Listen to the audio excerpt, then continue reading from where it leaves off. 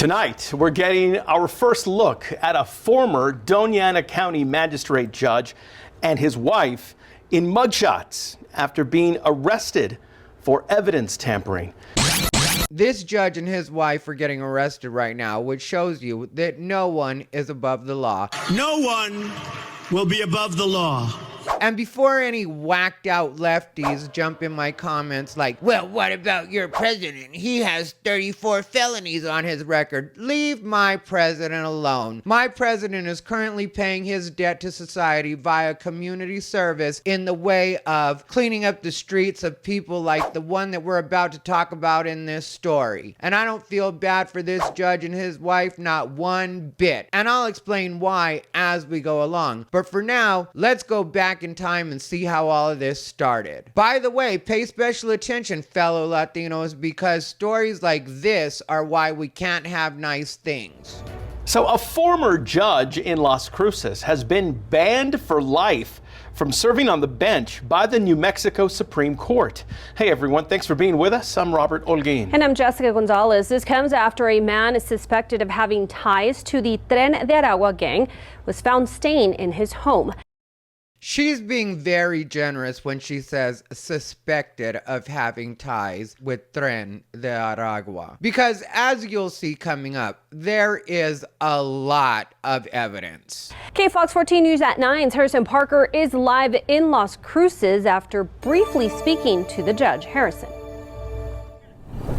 That's right, Jessica. Earlier today, I spoke with that former Doña Ana County magistrate judge at his home here in Las Cruces. While he declined to comment on the case, he did tell me that he is not doing well personally. Well, of course he ain't. He had to resign from being a judge. Plus, since he was a judge, he knows what he's looking at. And if you've been a judge since 2011, he served on the bench since 2011. You're going to have a hard time pleading ignorance. Plus, like they always say, ignorance of the law is no excuse for breaking it. It's devastating to hear. Now look at that. You know they always got to interview the neighbors, and these poor neighbors got to pretend like they never noticed anything, which they had to have had a feeling. And understand, I say all of this looking like me, and I hang out in some pretty nice neighborhoods. And I'll tell you, plenty of my friends and neighbors give me the side eye, or at least the once over when they see me, because I look like I could possibly be involved with MS-13 or the Triads or some other nefarious group. And so neighbors had to have been like, what's that all about? So this chick right here needs to can it with the act. Let's not play. Yeah, that was really shocking, especially in a neighborhood like this. Okay, I'm gonna stop you right there, sir, because I have been to and through Las Cruces, New Mexico, many times. And I can tell you that nothing like this is that surprising in any neighborhood in Las Cruces, New Mexico. So again, let's not play. Neighbors in Doña Ana County are reacting to news that one of their neighbors allegedly hosted a man who entered the country illegally with alleged ties to the Venezuelan gang Tren de Aragua. Now I want you all to pay special attention to that big pew-pew that the judge and his wife are handling in this video. And I also want you to notice that this video is posted to the Instagram of the Tren de Aragua gang member. Now ask yourself, how could a judge and his wife be this stupid? And is it stupidity, or is it just they thought that they were above the law? Court documents identifying that neighbor as former Doña Ana County magistrate judge Joel Cano.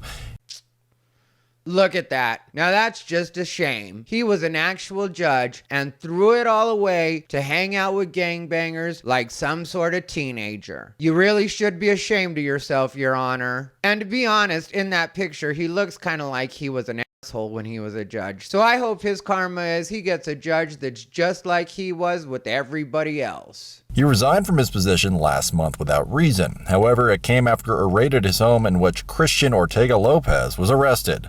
Hey, genius, that probably was the reason. What do you mean he resigned from being a judge without reason? Do you mean he didn't put it down on the paper? Because I can pretty much guarantee, once you have a raid where an illegal is picked up at your house, the feds seized several items from Cano's house, 6 phones, miscellaneous documents, and laptops. That's pretty much the reason reason that you resign. Ortega Lopez was charged with being in the country illegally in 2023 and possessing a firearm. Okay, so here's where it gets a little bit shady to me. Well, here's where it gets a lot of bit shady to me. Okay, the whole story is shady to me. But here's where it gets especially shady. Because this guy was busted in 2023 for being in the country illegally and for having a firearm. Now, the court documents also reveal a lot about Ortega Lopez, including that he reportedly said he came to the U.S. illegally in 2023 after climbing a barbed wire fence in Texas. He was released a few days later. April last year, Ortega Lopez filed a request for immigration relief. Now, he also allegedly admitted he knew that having firearms was illegal. Are we really supposed to believe that this judge did no background check on a guy that has tattoos on his face and is clearly from another country? I mean, it's kind of insulting to expect us to believe that. Investigators say he was hired by the Canos' wife, Nancy. Okay, get it, Nancy. Bet it was nice to have a strong young back around the house for that handiwork. I don't judge, Nancy, but I see you. Who later offered him a place to stay. Bet she did. I don't know about anybody else, but I get the feeling that old Nancy may have been dickmatized. Let me know in the comments if you feel like I do, because from the moment I heard this story and I heard that his wife was actually the one that suggested that he move on to their property, I immediately thought, okay, maybe this is Las Cruces' version of shagging the pool boy. The judge is getting a little bit older. His robe doesn't raise up like it used to. You got access to a young, virile gang member from another country. All rise! Oh, Nancy, this all makes so much sense. According to the documents, Ortega Lopez displayed clear indicators that he was associated with the Venezuelan gang Tren de Aragua. Documents state it wasn't just his clothing or tattoos, but also voicemails and text messages. See all that evidence, and the judge had no idea, right? Plus, I don't know if you guys are very familiar with the geography in that part of the country, but Las Cruces is very close to El Paso. El Paso is literally a fence away from Mexico, and not the nice vacation-y part of Mexico. The part that has cartels and characters like this traveling through all the time. So I don't believe for one second that this judge and his wife had no clue the type of person that they had staying with them. You know, if he did know that and invited him in, it's unfortunate. Oh, he knew, boo-boo. And if I had to guess, all kidding aside, and this is 100% just my opinion, I would guess that the judge was in some way in cahoots with this guy, if not in cahoots with the gang itself. Especially my understanding is there was access to lots of weapons. Scary. On Tuesday, the New Mexico Supreme Court ruled Cano may never hold judicial office in the state again. Well, it's still unclear whether Cano or his wife or another member of the family will face charges in this case. What's up, everybody? Ty Rivera here, the absolute best LGBTQ comedian in the world. Okay, so we'll finish this story out in a minute, and you'll get to hear what the judge has actually responded with and see exactly what they got arrested for. But the reason that I wanted to talk about this particular story is because to me, this is a clear case of somebody that thought they were above the law. And as a judge, not only should he have known better, he really should have known better under this particular administration, because the Trump administration is not the one to play with. So I don't know why this judge and his wife had it in their heads that not only could they get away with something like this, but they could also get away with being so bold about it. That's the reason I say that this is a person that thinks they're above the law, because you would think that if you were a sitting judge at that time and you had somebody that was staying at your place that you knew was illegal and had some sort of charges, any charges at all, that you would at the very least be smart enough to keep it off social media. You wouldn't have them posting you on social media, passing a really big pew pew back and forth with your wife and taking pictures with the illegal alien that does look like a gang member holding a pew pew. Now, the feds say they were able to verify everything the tipster told them through social media. Evidence shows both Ortega Lopez and Montilla Castillo posted photos of themselves with Judge Cano, his wife, and his daughter. One of those posts is this TikTok. It shows Ortega Lopez dancing, and then he pulls out a gun, which also violates federal law. The feds also said the tattoos, clothing, and hand gestures made in all of the social media posts are associated with the TDA gang. I mean, really, the amount of balls it took for him and his wife to think that they would be able to get away with not only doing that, but being so bold about it really does astound me. And I honestly haven't seen anybody else suggesting this, so I'm not trying to make it seem like it's even a rumor that's out there, but I just kind of get the feeling that maybe the wife, even if she hadn't done anything with this guy, was at least a little bit smitten, a little intrigued, you could say. That's the feeling that I got from it. And who knows, maybe even the husband was a little smitten and a little intrigued.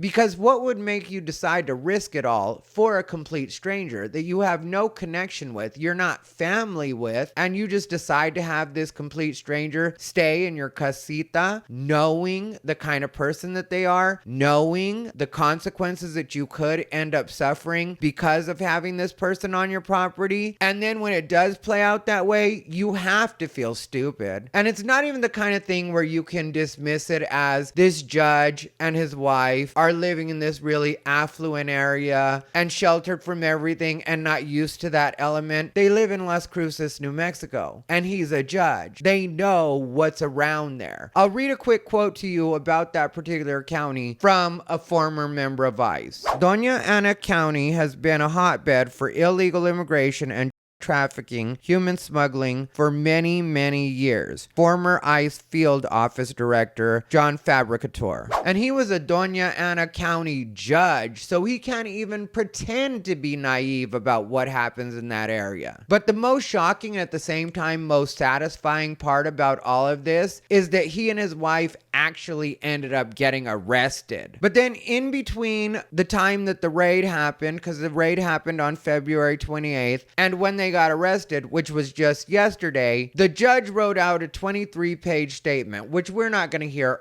all of the statement because ain't nobody got time for that. But we are going to hear the most important parts of the statement, and it's not going to take long at all. So these last two clips, we're just going to watch each of them uninterrupted, and after each one, I'll let you know what I think or where the holes are in the story. By the way, like, comment, and subscribe. When you hit the subscribe button, please make sure to check the bell and select all notifications so that you know every time I upload. Now let's get back to this ridiculously unbelievable story. Hey everyone, thanks for being with us tonight. I'm Robert Olgain. And I'm Jessica Gonzalez. All of this comes after authorities raided their home and linked 3 men living on their property with a known Venezuelan gang.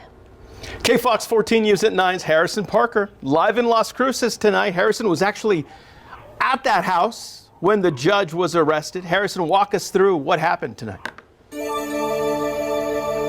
Robert, as you were saying, I was alongside our camera crews earlier today when we captured federal authorities arresting former Doña Ana County Magistrate Judge Joel Cano and his wife Nancy here at their home in Las Cruces. I'm going to step off for a second. This street, it's empty now, but earlier this afternoon was flooded with federal authorities, including Homeland Security investigators.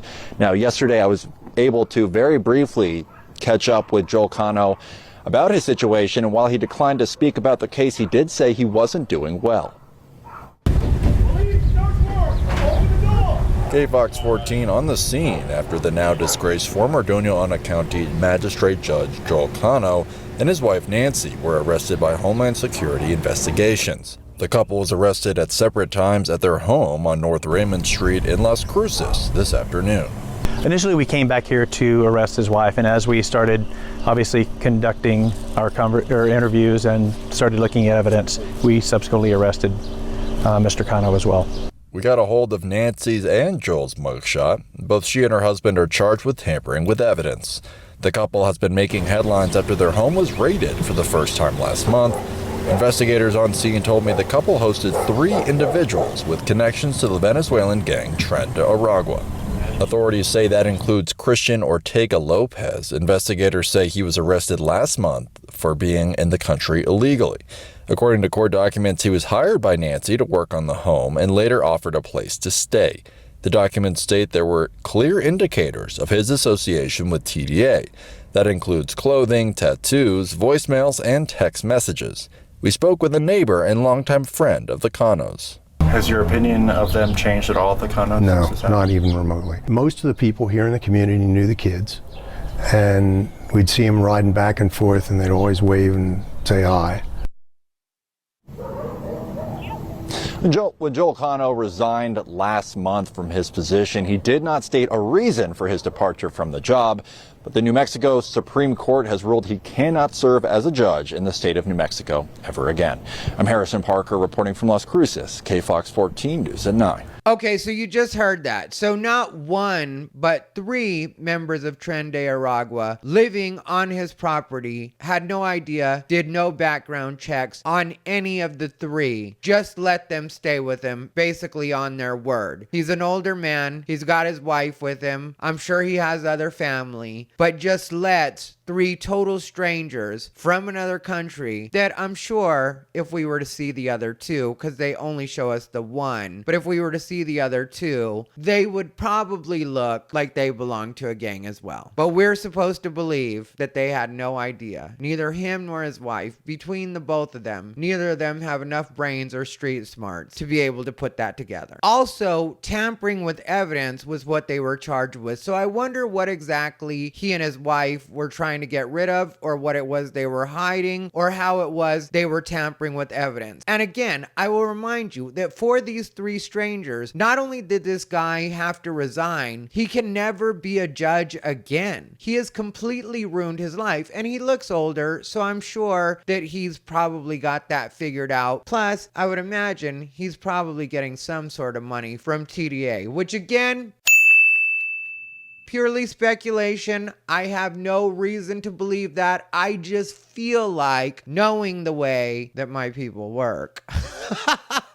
Because, you know, if you know Latinos, especially the ones that work near the border, they tend to get a little bit shady because there's a lot of money running through those areas. And especially if you're a person that's in a position of power and can possibly help them grease the wheels legally, which who better to help you with that than a judge? And also, just being a person with a working brain, you really do have to wonder what exactly would make somebody want to extend themselves like that if there weren't some kind of financial benefit to it. I mean, it can't possibly just be that he needed handiwork done that badly. I mean, you can find a lot of people that can do handiwork. You think there's not a Home Depot in Las Cruces, New Mexico that you can run to and maybe pick up a couple of day laborers and not have to deal with the risk of having anybody live at your house if you're looking for cheap handiwork? Or you think that he doesn't have enough money to go through TaskRabbit or hire an actual contractor if he needed handiwork done? I mean, inexpensive handiwork isn't worth risking your entire life and career over. I find it hard to believe that anybody could possibly be that cheap, especially a person like a judge that knows exactly what's on the line if he gets caught. But let's listen to his statement and then we're out of here. Cano sent this 23-page response letter to the New Mexico Supreme Court upon resignation, stating he was unaware of any criminal activity related to the 3 men, whom he refers to throughout the letter as the boys. "Let me be as crystal clear as possible," said Cano in the letter. "The very first time I ever heard that the boys could have possibly have any association with Tren de Aragua was when I was informed of that by the agents on the day of the raid."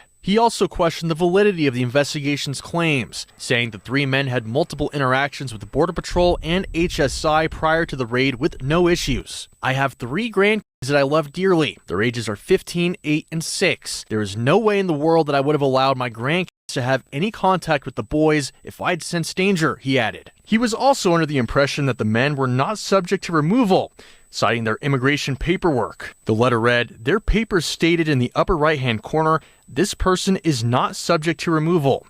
They each had a specific court date regarding their asylum hearings. Cano also addressed the claim from JSC that he provided the men with firearms, including social media posts showing the family with the men at a shooting range shortly after Christmas. He wrote, quote, "I did not take a single firearm to the range. I took no ammunition to the range either. My wife and I went only as spectators. To say that I allowed them access is false." Okay, you have 3 grandchildren, 15, 8, and 6, but you would trust these complete strangers that you have not vetted in any way and just go off a gut feeling, even though you're a judge and you have the quickest and easiest access to that kind of information. So when you say you had no idea, you can't possibly mean that you had no idea about him being arrested for having a firearm and for being here illegally. It just doesn't make sense, and it seems like a total lie. Plus, at a point they asked this guy Christian himself about it, and he said that he actually did know that what he was doing was illegal. So how is it this illegal immigrant from Venezuela knows what he can and can't do legally, but an actual judge does not? And if he knew he was illegal and he even saw him with the pew-pew, wouldn't he be like, hey, what are you doing with that? Also, do you think that this guy wouldn't bother ever checking his socials, like he wasn't aware of what he was doing on socials? Because there are several clues on his socials that he's probably from a gang or with a gang.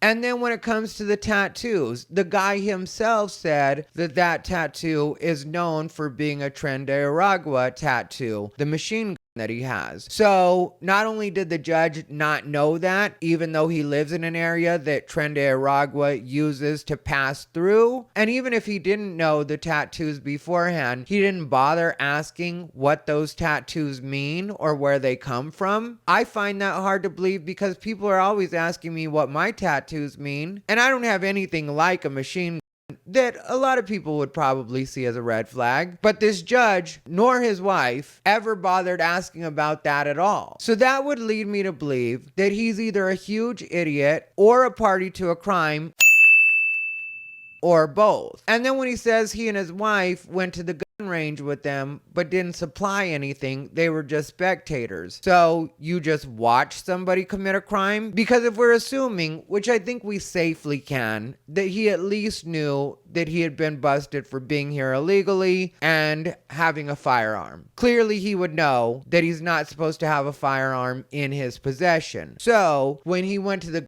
range with him, shouldn't he have been like, you can't be doing that, and especially you can't be doing that if you're living on my property, if you're going to post this on social media, if I'm in any way going to be involved or mentioned or publicly tied to you, you can't be doing stuff like this. And I think that this is what bothers me the most about this situation, is there's no way you can put any type of positive spin on it. Because while I'm not saying it's right, at least you could maybe have a little bit of a soft spot if you say this older guy met some young Venezuelan guy that maybe he saw a little bit of himself in, or saw maybe a little bit of a lost soul and thought maybe he could help him get ahead in life and maybe get a little bit on the ball or figure some stuff out. Maybe he just saw some potential, which again, I'm not saying is right, and I'm not saying people should be taking illegals. I am very much against illegals being in this country. I personally feel like we as a country need to really figure out exactly how things are working with our actual citizens now before we start taking on any others. And I don't care how good they are or how much potential they are. That's really just the way I feel about it. But let's say that this particular judge just saw something special in this young guy and was like, maybe I can help him get his life on the right track, and started taking him down that road. I think then at least the soft hearts could be like, well, that makes sense, and that's actually a really nice thing to do. But when you're seeing that this person is actually conducting themselves like a thug on social media, even if they're not doing that with you, which of course they wouldn't do that with you, you are the gravy train and might be in some way